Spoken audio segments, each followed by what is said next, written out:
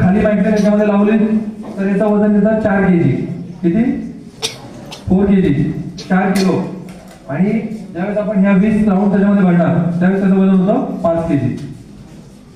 आणि हे आपल्याला रायफल या हँडलला पकडून जे लॉंग रेंज पेट्रोलिंग असते बॉर्डर एरियामध्ये, हे बॉर्डर एरियामध्ये आपण असे पकडू शकतो. किंवा त्याला एक हे असतं, सिलिंग असते.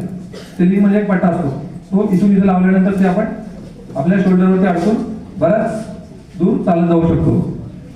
या रायफलची रेंज आहे 300 गज. 300 गज म्हणजे 900 मीटर. 900 मीटर पर्यंत जर टार्गेट असेल तर टार्गेट हिट होणार, म्हणजे तो माणूस तिथला जर असेल तर तो मारणार 900 मीटर पर्यंत.